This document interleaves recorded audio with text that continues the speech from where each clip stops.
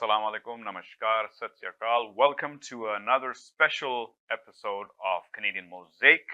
I will be your host today, Abdullah Ghori. And we have with us a special guest, an MPP for the NDP party who represents the Scarborough Southwest region. And we will be talking to her about the next upcoming elections as well as her community service. I just want to say right off the bat, Ms. Begum, that it's an absolute honor and a pleasure for me to be talking to you today. I will go through a set of questions, and we've got about 15 minutes, so we'll try to get through all of them if possible, but time runs out, that's okay. So welcome to our show once again. Let me start off by asking you something about, what inspired you to enter politics and take on this leadership role that you currently have. Thank you so much. It's such a pleasure to join you on Awaz TV. To all the audience, Assalamu alaikum adab. It's an honor for me to join as well. I know a lot of my community members in Scarborough Southwest are from the Pakistani diaspora, so it's wonderful to reach them through your channel as well. I think the reason why I joined politics, or what inspired me, is probably my life and my family's immigrant story in Canada. When we moved here, we felt that there's a lot of doors that opened up for us with opportunities. One of them was, having the ability as a woman to succeed in schooling, continue here, and then obviously having a community that supports one another. Another one was just seeing my father had a car accident a year after that we came to Canada, actually, and just seeing the way my father was taken care of within our healthcare system just made me feel like I gotta give back, one day. And I've seen over the years how he was taken care of, the rehabilitation process, all of that, which made me get involved in this organization called the Ontario Health Coalition, which is a big coalition that protects our public healthcare system, that fights to protect our public healthcare system. And actually, I remember my grandfather calling me when I was very young at that time and saying, your father is alive today because of your healthcare system. We probably wouldn't be able to afford this treatment or have the care that he's getting right now. So I felt this sort of sense of obligation to give back as well. And I think as someone who was very active in the community, it was more almost organic for me to be there. And then I joined the Ontario NDP because I was also involved with the hydro campaign, which was a provincial issue, and then having the riding association ask me to run was sort of the closure, I should say, that made me run for public office in 2018. That's good. So basically, it's safe to say that your source of inspiration was, from positive experiences. Because sometimes I hear people get into politics based on, negative experiences that they've had, and they're trying to make amends into the society. But for you, it was a positive catalyst, which is great. Good to hear. So your work focuses heavily on community advocacy.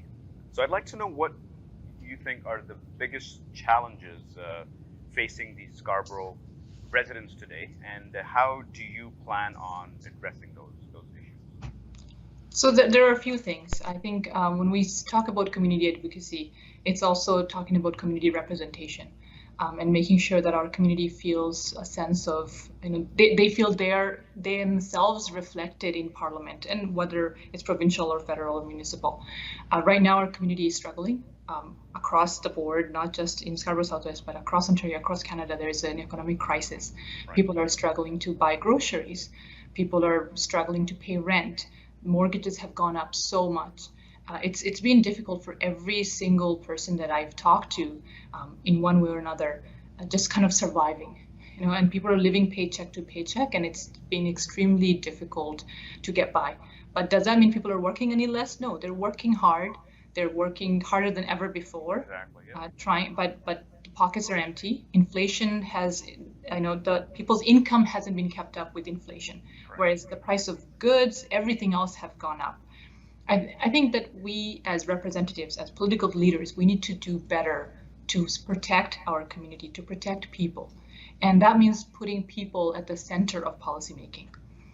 When we look at our community, I think there are a few issues that we could address as soon as possible, and one of them would be the cost of living and the affordability crisis that we're facing right now.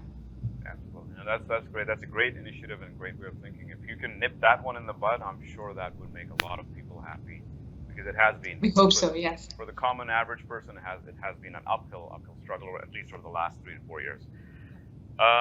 Okay, so you sponsored a bill to curb smuggling of illegal handguns. Yes.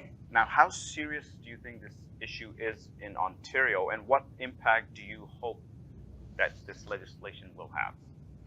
It was a very important bill for us, actually. My colleagues and I, we did a lot of research before we proposed this bill.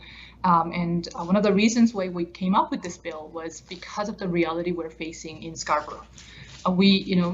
You can't get a doctor's appointment for months, sometimes years, to get a surgery. But if a teenager goes out there for 2-3 hours with the intention to find an illegally smuggled gun, research shows, and this is a CBC research investigation that was done, shows that you can actually find an illegal handgun, within 2 to 3 hours.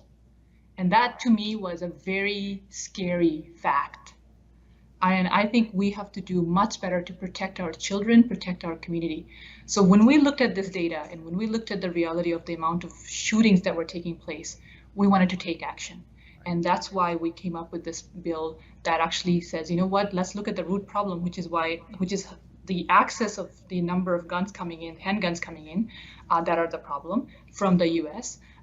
And a lot of them are coming in within our province and in areas like Scarborough. Okay. No, that's again great to hear, and I feel, because I'm a father myself, I have children, and what a risky environment or atmosphere society we've been living in. It's with people like you and with initiatives like that, at least we know that somebody's looking after us. That's great. We have to protect our kids, and absolutely. Had shootings in schools, in parks, so it's important. Perfect. Now let's move on to the next topic. Tenant rights and affordability are major concerns these days. We talk about inflation, and obviously this is another concern. So what specific measures have you pushed for to protect renters from unfair rent hikes and evictions? So one of the things that I'm very proud as a New Democrat is rent control. This is a policy that was brought by New Democrats, and we want to continue to have rent control in all the buildings. We have a lot of tenants buildings in Scarborough Southwest, and it helps people. We know that the Conservative government doesn't really like rent control, and hasn't been the most friendliest government to tenants. There is another thing that, as New Democrats, we want to ban, which is the implementation of above guideline rent increases. That's when a landlord will make some changes, will fix let's say a garage door, but the big bill comes to the tenants. And we have big corporations that are the corporate landlords who don't necessarily need to put that bill on the tenants, are now hiking up the rent by, from 4 to, let's say, 20%. I was at one of the buildings just yesterday, and they were saying over the last 3-4 years, they have had incremental rent increases of almost 20%. And it's been really difficult for some of the tenants to get by. We've had, messages from some tenants just in another neighborhood that I worked with a couple of months ago, where they had an above guideline rent increase of about 4.5%. And they said, you know what, I'm on the brink of homelessness. So that's another thing that we worked on. And we've helped tenants, especially during the time of COVID, when a lot of people lost their jobs and did not have the ability to pay rent, and were at risk of homelessness as well. So we've been able to stand alongside tenants and make sure that we support them. I've also actually fought to make sure that we have efficient landlord and tenant board. So that means that having cases that go through landlord and tenant board are done so efficiently. And that means whoever's in the wrong side, it's landlord or tenant, there could be bad apples on either side, but we have to have a trial process, that is a hearing process that is very efficient and fair for both landlords and tenants to go through their cases. I think that's absolutely important. Given how difficult it is for people to afford homes, to buy one, people have been turning towards renting. And if they start feeling left out, or that they're being unfair practices, that's going to drive them away even further. So again, kudos to you on such great work. Now, moving on to another issue, which is road safety laws to protect vulnerable road users. Can you walk us through what changes you're proposing and why you think they're going to be necessary? So road safety, I think that's a big sort of change that we need. We've had quite a few accidents in our neighborhoods, and I shared earlier that I have personal experience dealing with that as well. And just in the recent years, we've seen deaths in our community. There's a senior who went for a walk, was killed on the road before he never went home, right? There's a young woman who actually a student, one of our former volunteers, walking out of her school, crossing the red light. And it was a left turn that took her life. And so we've had these kind of accidents, and I put air quotes here, because there are a few things we need to do. We need to make sure that we, and I actually brought a bill in Parliament regarding this as well, which is to make sure that vulnerable road users, that means pedestrians, that means construction workers, EMS officers, and anyone, or cyclists who are on the road, vulnerable road users have to be protected specifically. And there is punishment for anyone who disobeyed the law, disobeyed traffic guidelines or speed limits. Right now, it's sort of like a slap on the wrist approach that we have. We need to be a little bit strict. We need a lot stricter, especially when we're talking about real damage, when we're talking about serious injuries and deaths. So I brought a bill regarding that as well. The other thing I would say is we have to work with the city to make sure that we have safer roads, the way we design our roads. And that means making sure that we have left turns, we have specific designated lanes, and to be able to have that, the city and the province needs to invest in making sure that we design roads that keeps all road users safe. Absolutely. No, I totally agree. And there's again, we hear so much on the radio, on television about these incidents, and these are human lives at stake. So, exactly. And I liked how you said, that it's been a slap on the wrist lately, but we need to take more deeper and harsher measures to rectify this. So again, great work on that end. I'll move on to another topic, which is about internationally trained professionals. These people often struggle to find work in their own fields. I mean, they're educated from wherever they're coming from, but they struggle. Now, how did you push for pathways to help them integrate into the workforce in Ontario? I think it's my favorite topic to talk about, because it's something I have worked on since I was elected in 2018. I proposed a bill, actually. We've done a lot of work to bring together professionals from different backgrounds, doctors, engineers, nurses, agriculturalists, radiologists, all different backgrounds who have come from different parts of the world with this dream of contributing to this economy, contributing to this society. But unfortunately, once they come here, they're not able to have their credentials recognized. And we're talking about people with years of experience, being a gynecologist, for example, or and years of education, money, time spent in their life, really. So when we brought them together, we came up with a legislation that helps them come up with, the government says, we have to come up with a process for bridging programs to recognize, to give them the skills if there is anything missing, and have an assessment process that allows the professional organizations here or the regulatory body here to understand whether this individual is able to contribute exactly the way it's done. So if we're talking about doctors or nurses, and actually the government did take a portion of our bill that we proposed, and it did implement that through their Working for Workers Act, which I'm very proud of, being an opposition member, to have the government take parts of your bill and implement that, especially when it helps our healthcare system. That was something that we were very, I think, very proud to see and push the government to do.